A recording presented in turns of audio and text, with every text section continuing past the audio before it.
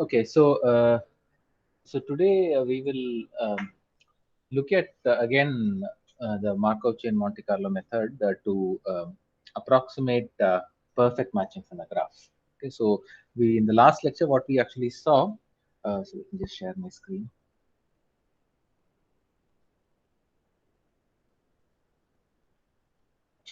So the last week we saw this Markov chain for counting independent sets, and we saw a way to actually bound the mixing time of Markov chains.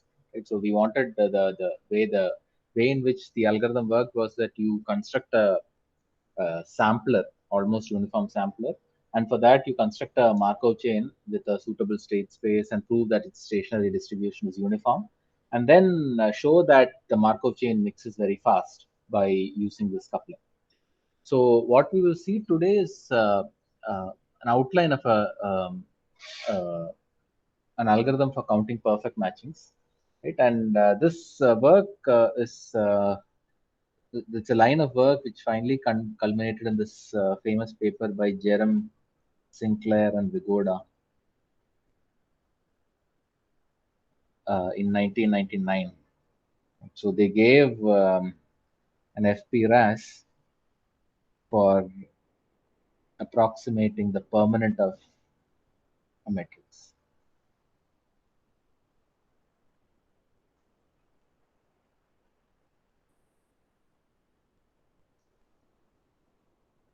Right? So these the permanent of a matrix where the entries are positive numbers, and we've seen that. So this is also equivalent to counting uh, perfect matchings in bipartite graphs.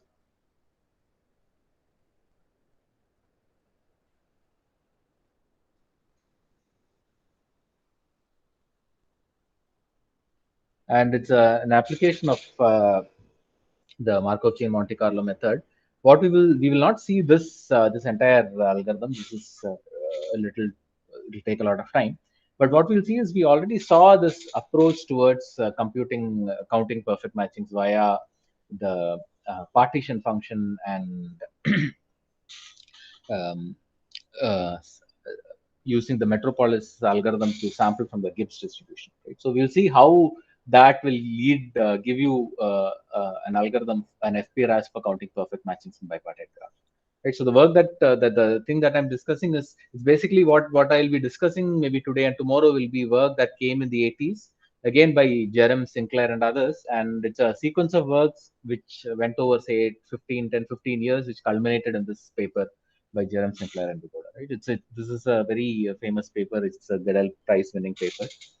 Right. It's a sort of seminal work in the application of Markov chain Monte Carlo in computer science. Okay. So let's recall our this approach using the partition function.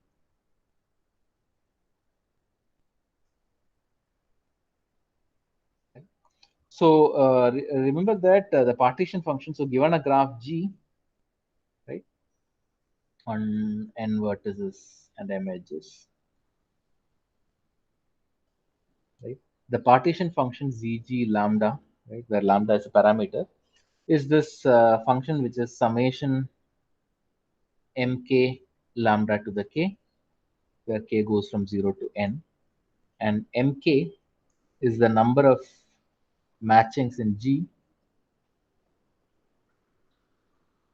of size k. Right? These are matchings which have k edges, correct? And what we saw that to approximate the partition functions, what we need to do is to sample from the distribution known as the Gibbs distribution. Right? Gibbs distribution is the distribution where it places a weight pi m on a matching m, and the value of pi m is lambda to the cardinality m by zg lambda. Right, this is the Gibbs distribution. We saw a Markov chain, right? We saw a Markov chain which generates uniformly random matchings in the graph.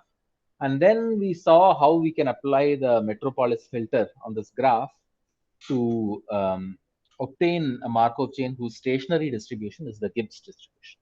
Right?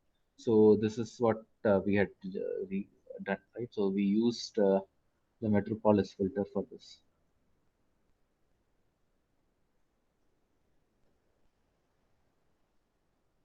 To obtain a Markov chain with this stationary distribution.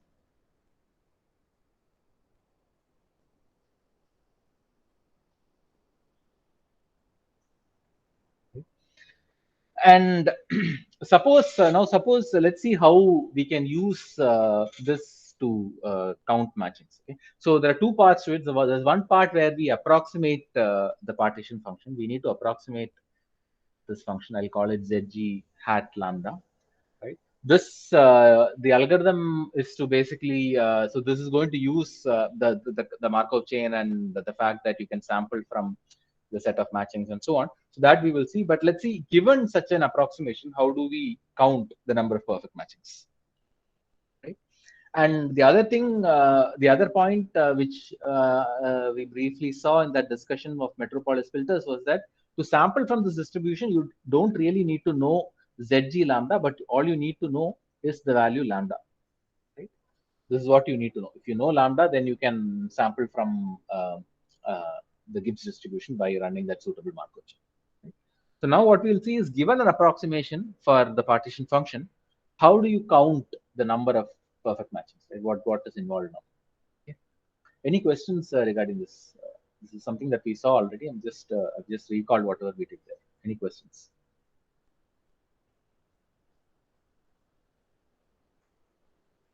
Okay.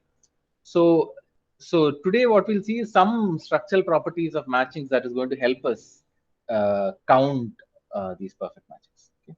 So what we have is this approximation for so what we have is zg hat lambda, which is obtained from an FP-RAS for zg lambda. Okay. Now the algorithm for counting perfect matchings, right? It can also be used to count any k matching, number of k matching. So the algorithm is the following. What you do is you basically repeat the following t times. Okay. You sample a matching m according to the Gibbs distribution.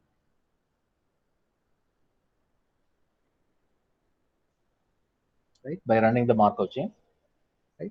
And if m is a perfect matching, you then you increment this counter. There is a counter that you increment. Okay?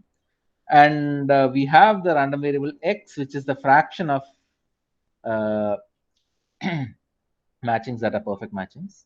Right? And what you do is you basically return. So now you know we want to see what to do next, right? So what can you first say about the expected value of x? What can you say about the expected value of x?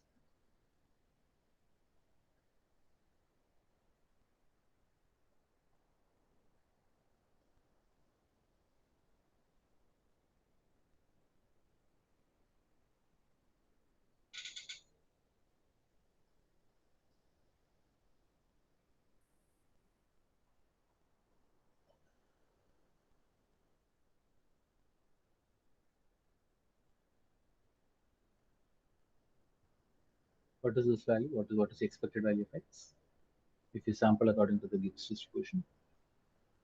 It is a probability that the matching that you sampled, yeah, it's a fraction of perfect matchings. Uh, well, you're sampling according to the Gibbs distribution, right? You're not sampling a uniform distribution from a set of all matches. You're sampling according to the Gibbs distribution, right?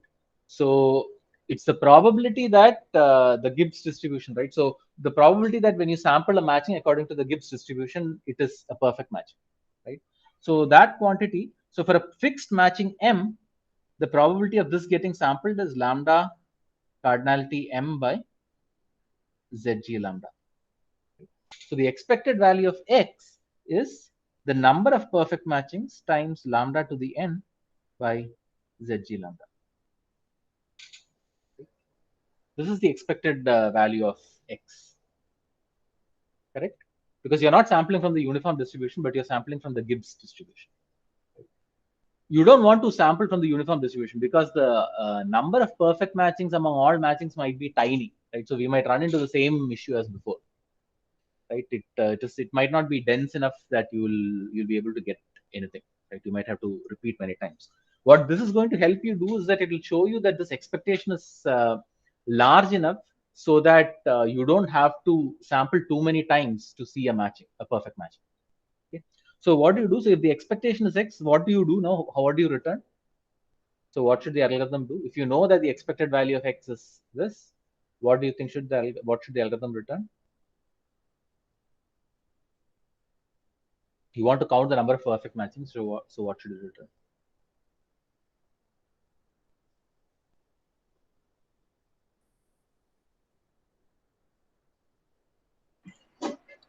That value into the partition function not evaluated at lambda divided by lambda per.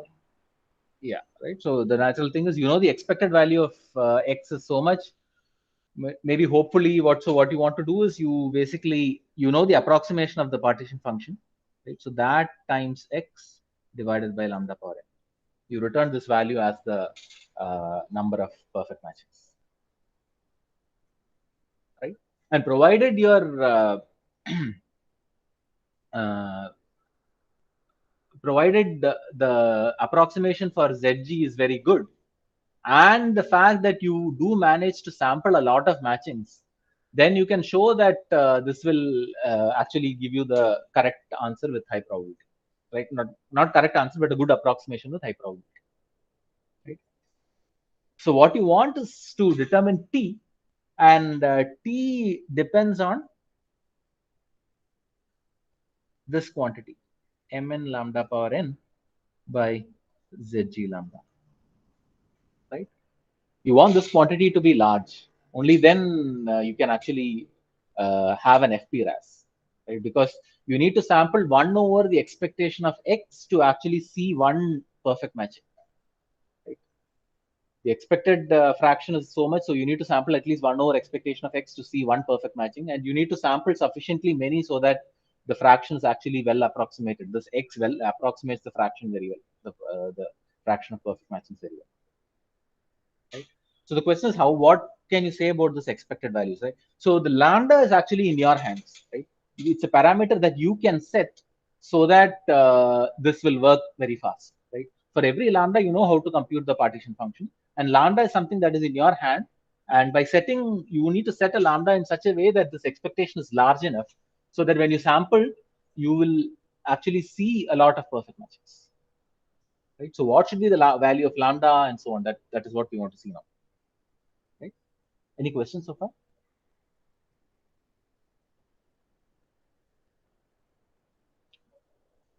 Okay. So let's just write this quantity once more. Right? Let's look at this expectation of x, which is mn lambda power n by summation mk lambda power k, where k goes from 0 to 1. Okay. So if you rewrite this, this is 1 divided by summation mk by mn lambda to the k minus 1. Right? Now, what we're going to do is we're going to use um, couple of things, right? The first thing is that when you actually want to sample, so if you want to actually compute these ZG, the partition function at various points, you will actually need to estimate the size of these. You'll need to know something about the ratio of these matches. Okay, so so let me just see. Okay, so the first property that we will need, so let me just state two properties of matchings that we will actually require to prove this. Okay, so the first one is that for any k mk minus 1 times mk plus 1 is at most mk square. Okay, this property is it's basically telling you that the sequence of m0, m1, m2, mk is log concave. So if you look at the mn, if you look at the set of the sequence where mi is the number of matchings of size I, then this sequence is actually log concave. Okay, that is one thing that we will need. So the reason this will help us is that if you had this fact, what you can do is you can say that mk minus 1 divided by mk is at most mk divided by mk plus 1, right, which is at most mk plus 1 divided by uh, mk plus 2 and so on till mn minus 1 divided by mn, right? So then what you can say is that mk by mn that you have there, right, you can write it as mk by mk plus 1 times mk plus 1 by mk plus 2 and so on till n minus 1 divided by mn. So which is upper bounded by mn minus 1 divided by mn uh, raised to n minus k. Okay. So therefore, if you want the expectation to be small, so what does this mean? This means that I can write expectation of x as at least 1 divided by mn minus 1 divided by mn um, summation k is equal to 0 to n mn minus 1 by mn to the n minus k times lambda to the k minus n, right? So now if lambda is at least mn minus 1 by mn, right, if lambda is at least so much, then what you can say is that this expected value of x is at least 1 over n plus 1. Okay, so if this value of lambda, if you choose lambda to be the ratio, so what is mn minus 1 divided by mn? It's the ratio of number of n minus 1 matchings by the divided by the number of among the number of n matches divided by number of n matches, right? So n minus 1 is a near matching. It's almost a matching. Okay. So this will give you, so if you have this, then you know that expectation is at least 1 over n plus 1, which means that if you sample 1 over expectation, if you sample n plus 1 matchings according to the Gibbs distribution, you will end up seeing a perfect matching, right? So then the whole process will be, you can get an FBRAS for the whole process, right? So the fact that this expectation is large would mean that you need to sample only small number of times before you see a perfect match. So that is good. The only thing is this quantity here, right? So this lambda, the choice of lambda will affect the way in which ZG is being approximated, right? Notice that if ZG1 is a set of all matchings, right, in the graph. So the FPRAS for approximating the partition function will depend on lambda. So you want this lambda to be such that you can actually, this should be small for this approximation to work. Okay. And this is the second nice property of, so this is the second property that we'll need. So this will also tell us what sort of graphs we can actually make this work. Okay. So this is another statement that we'll see, which is that if G is a bipartite graph,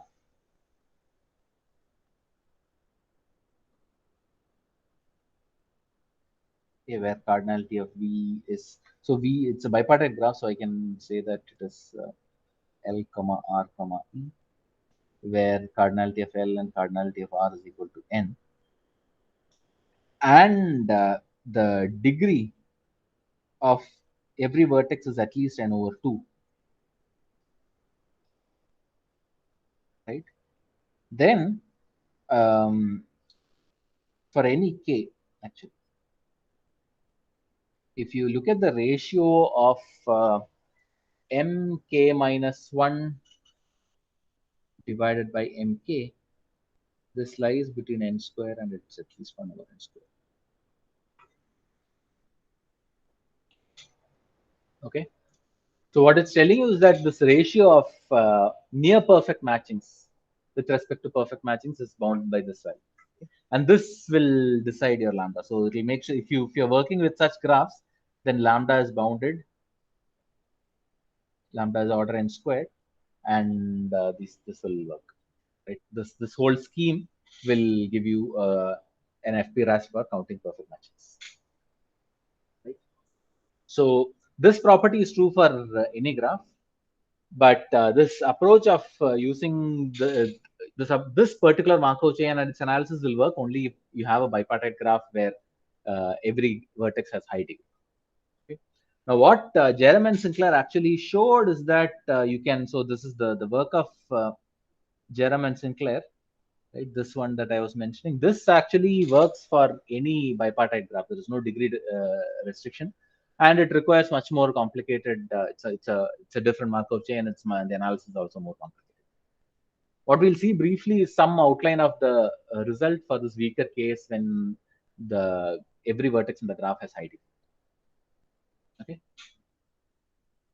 Any questions so far?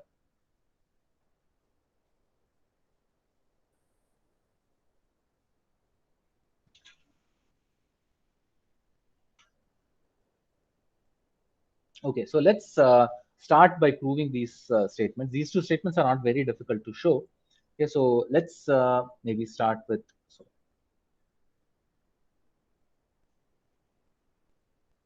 Okay, so let's look at this statement here. So let's try to prove statement 2.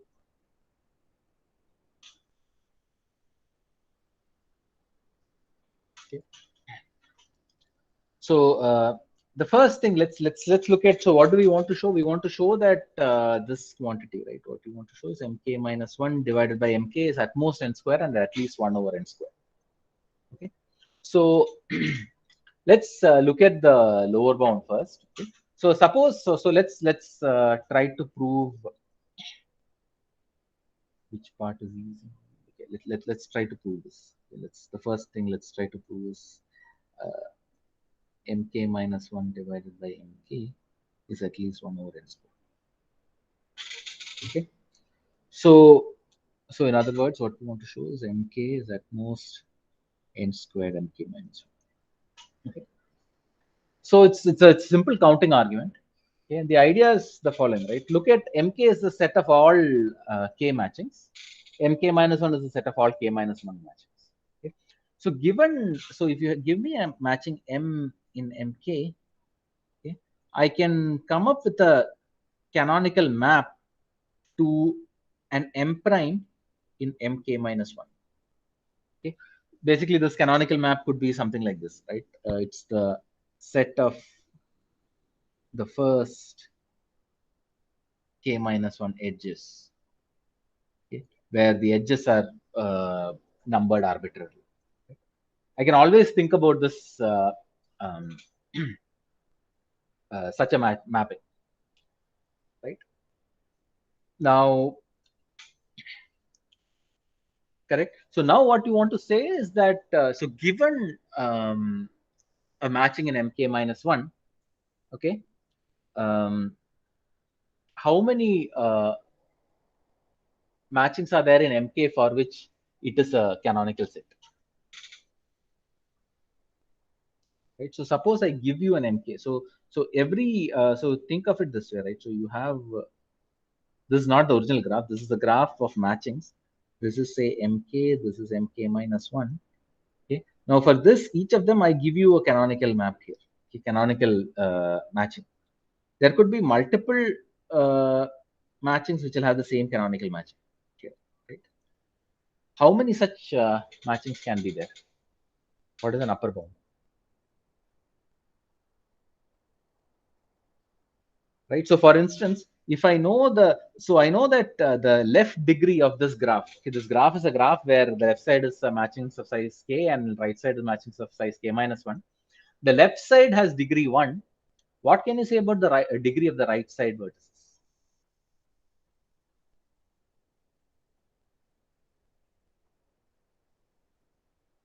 Right, left side vertex, every vertex has a degree 1. So now what can you say about the degree of the right side vertices? What is an upper bound of this degree?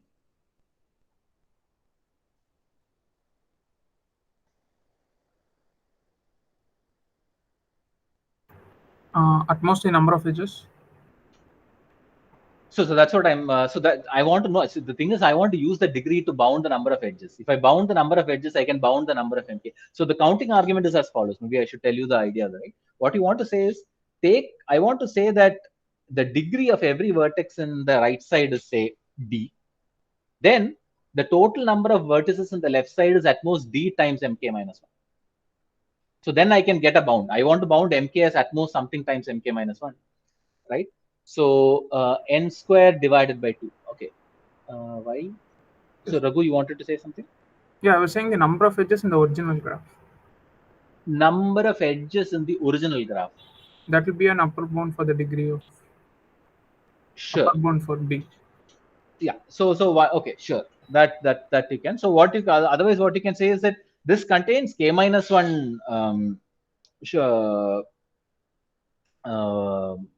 Yeah, that's definitely the case. So you have, otherwise you want to say that there are k minus 1 edges here.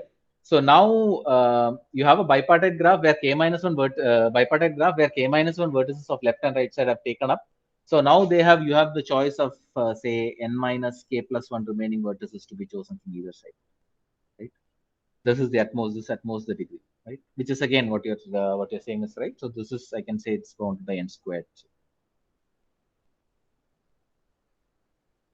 Okay, so it's a bipartite graph we are working with. Okay? So therefore, you can use this counting argument to say that this is at most n square mk minus 1. Okay, so that's one direction of the easier part of this. Yeah, same idea. Okay, so is that okay? So this is the easier part of the bound. What we want, the harder part is to prove this statement. Yeah. So just to clarify, this side for this direction we are not using that assumption of degree, right? Degree greater than or equal to n by No, 2. no, we don't need any. So this direction we are not using the degree assumption now. Okay. No. Okay, sir. The other direction will is where you will need the degree. So the other direction is the following. You want to show that mk minus 1 divided by mk is at most n squared. Right, mk minus 1 is at most n squared mk. Okay. Now, to do this, the first thing we'll define something known as, so if you look at a matching, right? So you can, let me see. So given a matching, you can define what is known as an augmenting path. Okay. So an augmenting path in a graph, okay. So given a graph G, an augmenting path P, right? It's a path where edges in the matching M and edges outside M alternate.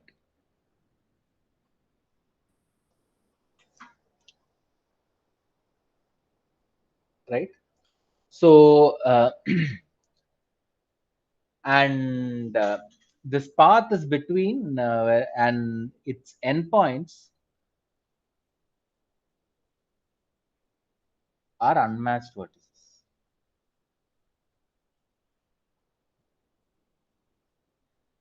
So what does it mean? So it looks like this, right? So you have, say, a vertex here, right? And so there are two vertices. These are unmatched. Now what and in between, so you have a path where say this goes to a vertex here, and then what you have is a matched edge. You have a matched edge, right?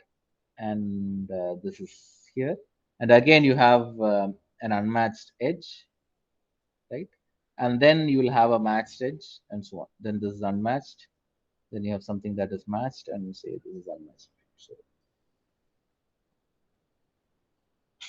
okay. So this is what is known as an augmenting path. Okay? The reason it's called an augmenting path is that if you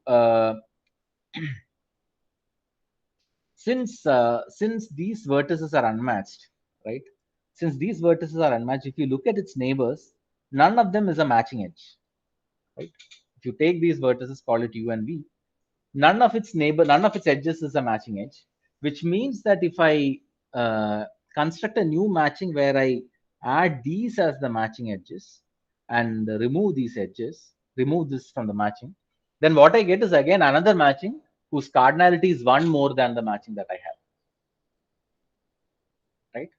So if there is an augmenting path, right, which is a path between two unmatched vertices where matched and unmatched edges alternate, then I can convert that to a matching which has one edge more than the previous matching. That's why the name augmenting path comes. Right? Augmenting path is very crucial in many algorithms that compute maximum matches. Right? It's a very key idea involved. Okay?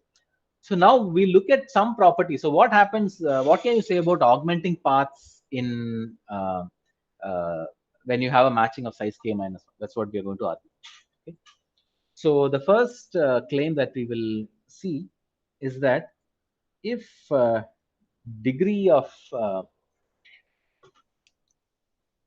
v is greater than n over 2 for every v, then every matching m in mk minus 1, okay, has an augmenting path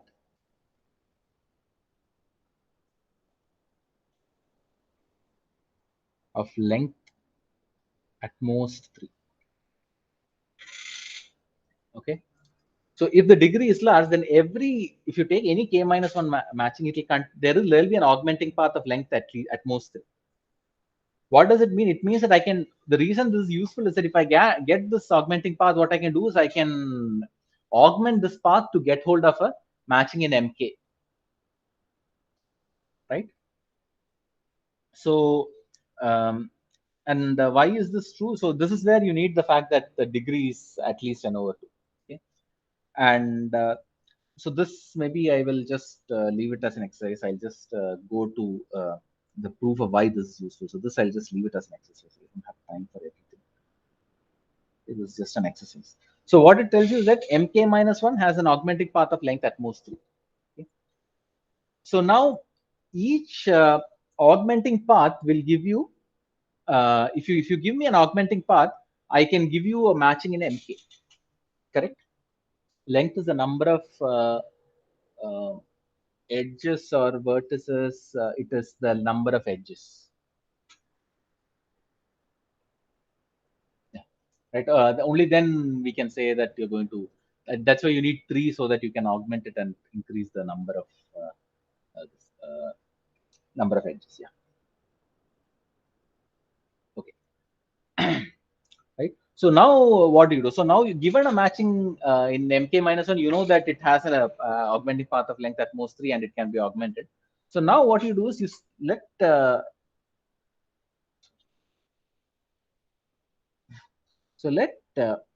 m be a matching in mk. Okay. So the question is how many matchings m prime in mk minus 1 can be augmented to get m. Again, it's a counting argument. We're going to do a counting argument. So if you give me, so if you look at again this sort of graph where you have mk minus 1 and mk, right? You give me um,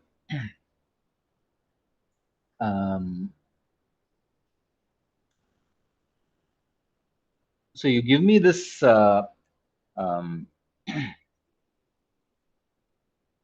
a vertex in mk minus 1, which is a matching of size k minus 1. I know that I can augment it to get um, uh, a path of size nk, right? So now to bound this, I want to basically bound this quantity. I want to bound these things, right? The degree of these things.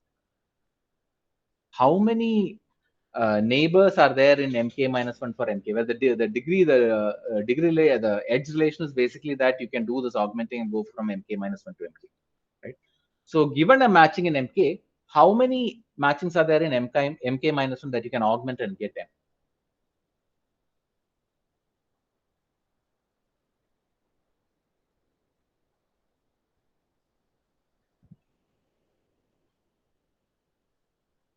What is like an upper bound? So the length 3 augmenting paths will look like this, right? So you have an unmasked vertex. So there is this edge. Then you have a matching edge. And then you have an unmasked. Right? This is how an augmenting path of length at most 3 will look like.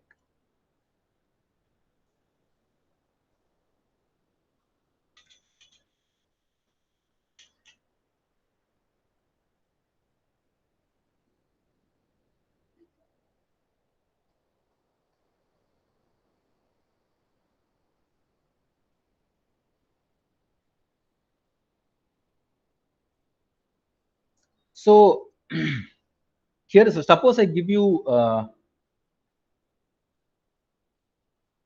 so the graph G is a bipartite graph, right? So let's look at G again. So the graph G is bipartite graph, okay? And suppose I give you two edges, okay? These two edges are in MK. This is M in MK. Okay? How many augmenting paths can, yeah? Like, is it upper bounded by like the number of edges? Sorry, number of vertices in one part times the number of vertices in the other part. Number of vertices in the graph. In one partition. I mean here. Right. Number of vertices like that are matched in one partition multiplied by the number of vertices that are matched in the other partition. So what you want to basically say is that if you give me a pair of such matched vertices, it could be that this was generated because you had such an augmenting path, right? You had something like this, and there was an edge that was going like this, and you had the augmenting path which went from here to here, then took this green edge. This was in mk minus 1, and you had something here and something like this, right? This can also happen, or it could be that this edge was present in uh, mk minus 1. So this is in mk minus 1, right? So for every pair of every pair of edges in mk, you can have it can participate in at most two augmenting paths, which resulted due to which it came to mk, right? And right, so therefore what you can say is that the quantity, so this basically what it means is that this degree, so this side, so the number of such pairs is bounded by at most k choose 2, right? So the number of such pairs for each pair will participate in at most two augmenting paths. So this would be at most this times 2, right? And um, right, and every every matching that can be augmented into yeah. So this, what is this? This is at upper bounded by k squared, right? Again, and this is at most n squared. I think this should be, it's not a slightly loose bound, but this should be sufficient, right? So what it is telling you is that if you look at the edges on the other side from mk to mk minus 1, it is at most each of them, each matching that you have in mk, right? They can be participating in k-square such. So if you fix a matching, then each pair of edges can correspond to such one matching, one augmenting path on the other side. Okay. So what it will tell you is that the number of matchings m prime which can be augmented to get m is at most n square times mk. Okay. Okay, there are at most n square matchings that can be augmented to obtain this m, right? And so that will give you the bound on the other side, which will tell you that mk is at most no. What? So we are looking at the case. Maybe I just made a mistake.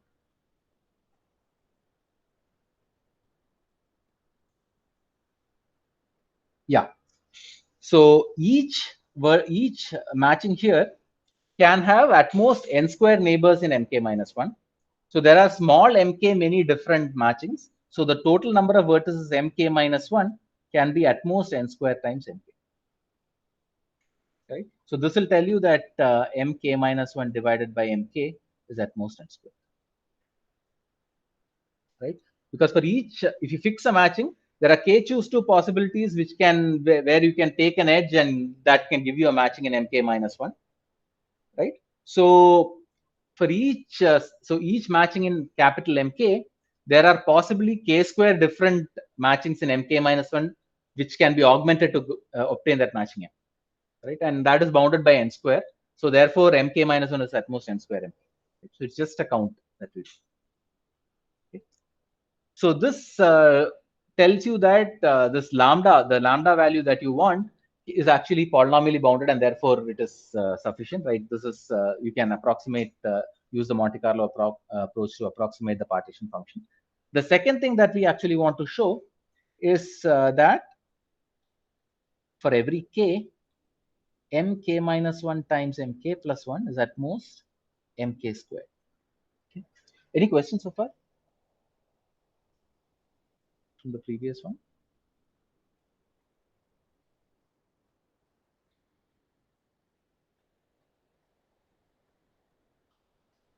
Okay. So so this again is going to be another counting argument. So what it's going to do is you look at, so what you want to show is that there exists an injective map from capital mk minus 1 cross mk plus 1 to mk cross mk. Okay. So if you can prove that there exists such an injective map, then that is sufficient to prove this bound. And again, we are going to do some kind of a counting, right? We will not exactly prove the injective map. So what we'll do is we will give a way where, so you'll look at this graph where the left side is basically matchings from mk minus 1 cross mk plus 1, and the right side you have matchings from mk cross mk. We'll define a relation between these 2 points, and then what we'll do is we'll just count the number of edges from both sides, right? We will bound the degree for the left side and bound the degree for right side, and then we'll just um, uh, do a sort of a double counting and then bound it. Okay. And the idea is again something related to these augmenting paths. So if you take, suppose you take 2 matchings m and m prime, okay, which is in mk minus 1 cross mk plus 1. Okay. What can you say about its symmetric difference? How will this graph look like? The symmetric difference of m and m prime?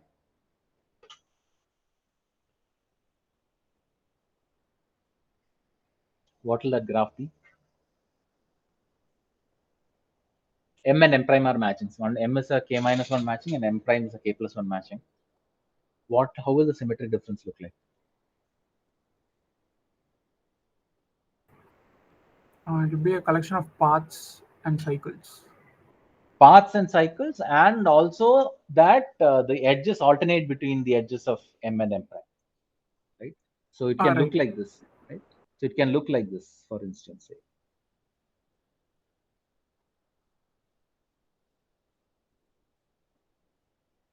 right? Where you have M is green and M prime is orange.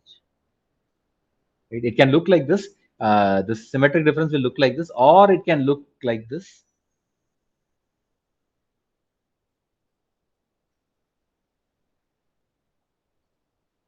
Right? Or it can uh, it could be, it is possible that maybe one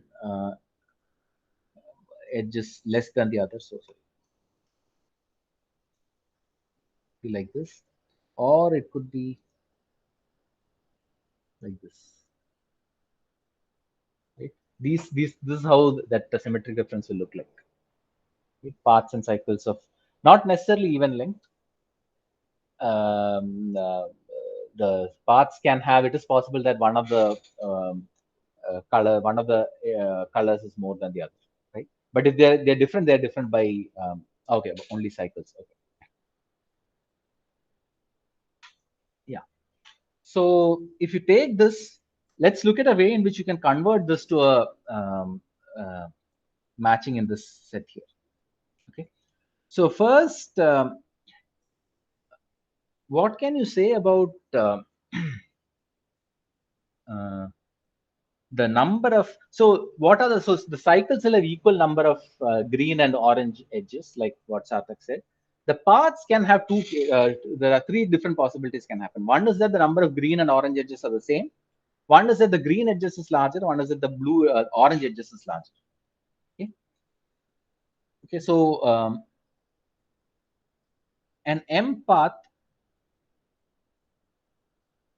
is one where green edges are larger,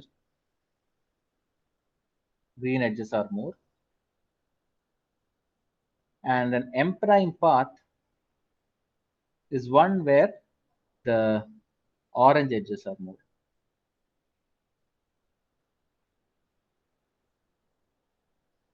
What can you say about the number of M paths and M prime paths, or rather the difference between the number of M paths and M prime paths in the symmetric difference? Can you say something? Okay, so the number of M paths, call it some S, and the number of M prime paths, call it T. What can you say about S minus T?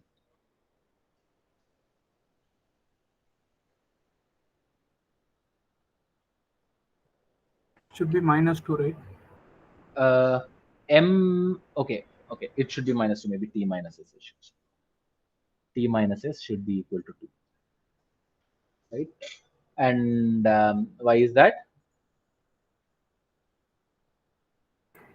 We can basically count the number of uh, You can just map these two things, right? You can map the edges. There's a mapping between edges, green edges and orange edges, and in every path either they are the same or there is one more, right? And the total number of green edges is k minus 1, and the total number of orange edges is k plus 1. And if you keep mapping, there will be, the difference has to be 2, because the total number of the difference in the total number of green and orange edges is 2. Therefore the number of paths in which they differ also must be 2, right? So what you can say now is that you look at the set um, um, you can look at the set A sub R. Okay? This is a set of all M comma M prime such that the symmetric difference, right, has R plus 1 M prime paths and R minus 1 M paths. Okay. And similarly, there is a set BR, which is a set of M comma M prime, such that you take the symmetric difference, right? This has R M prime paths and R M paths. Okay. basically what AR union of ARs is nothing but mk minus 1 cross mk plus 1, and union of BR is nothing but mk cross mk. You know that the fact, because the symmetric difference, the difference is 2. Okay. So now what we'll do is we'll say how to convert an element in AR to an element in BR. Okay. What is the most obvious way to do it?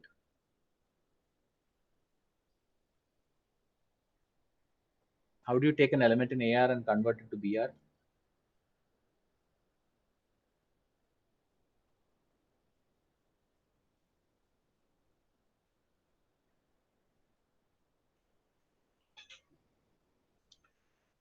So the idea is that if you take such a matching, okay, so if you take this matching like this, okay, so this, what I do is I just recolor it in the following way.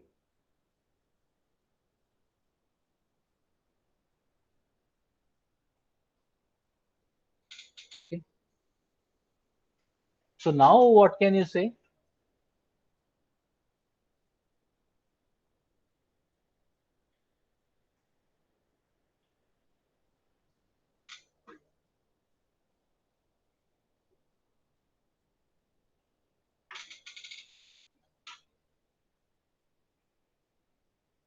So the number of, so if you do this, right?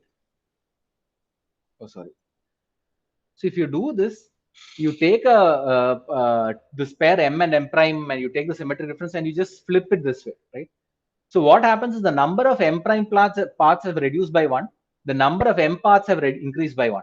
Since the difference is 2, it will mean that the number of M prime paths and M paths are the same, right? So this shifting, this modification, what it will do is that it will make an element in AR, a pair in AR to a pair in BR, right? This mapping. Take a path, take an M prime path, and just flip the colors, right? Change green to orange and orange to green, right? So then it will become an M path, right? So the number of M prime paths have decreased to R. The number of M paths have increased to R. So what you have is a graph. You can say that this is in BR. You can show that it's actually in BR. So this mapping that you do, right? So sorry, yeah. So this mapping between these matchings, right? So how many times will you for a particular element? So you take a particular pair. Okay? So this is one pair M prime. How many edges can it have on the other side by do for this? If you want to do this, in how many ways can you convert an element in AR to an element in BR?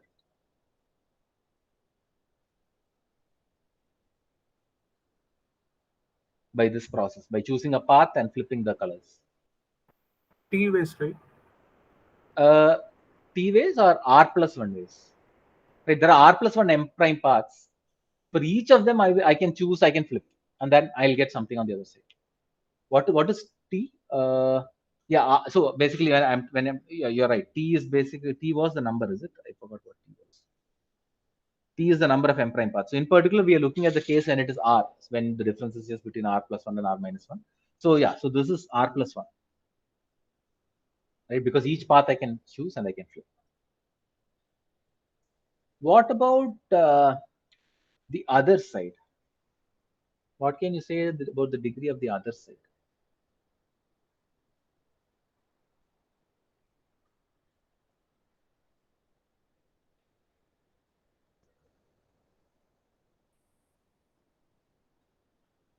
So I'm counting degree on one side.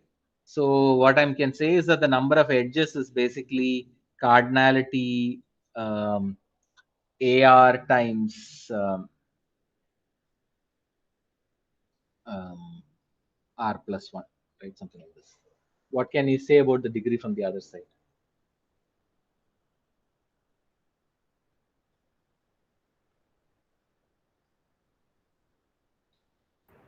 R, right?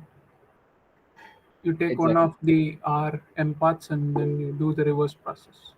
Yeah, exactly. Right? So that is R. So this is the other side. It is R times BR, cardinality. So what it says is that cardinality AR is so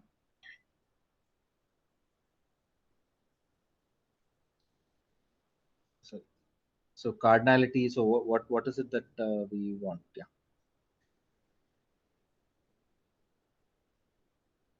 So cardinality of AR is at most the cardinality of BR, or is it? Yeah, right. Because cardinality of AR is R divided by R plus 1 into BR. So therefore, cardinality of AR is at most cardinality of BR. So which means that union of ARs, right? So which means that the cardinality of MK minus 1 cross MK plus 1 is at most the cardinality of MK cross MK. Right?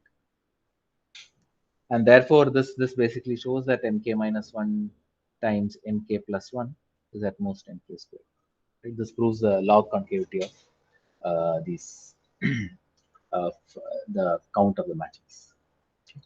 So with these two, we can so the proof modulo the fact that it has good mixing time. This is what gives you the FPRAS for counting perfect matchings when the graph is very dense, it has high degree, right? The minimum degree is high. Now the way to prove this requires, it's not going to be a coupling argument, it's something completely slightly different. So that outline of that we will briefly discuss on Wednesday's class. Okay. And that will probably be the final lecture also of the course, because the last week we'll give for the presentations, and tomorrow we'll briefly go over this, and maybe if you have any questions that you want to ask, that also we can discuss tomorrow. All that we'll do. So I have sent out an assignment. So that is again due on November 14th, which is basically the Sunday right before your exams start. Right? But it's best 4 out of 5, so you can either choose to do it or not choose to do it. But the material that is covered in that assignment will be there in your answer. Right? So that's all for today. If you don't have any questions, I think we are done. Otherwise, I can stay.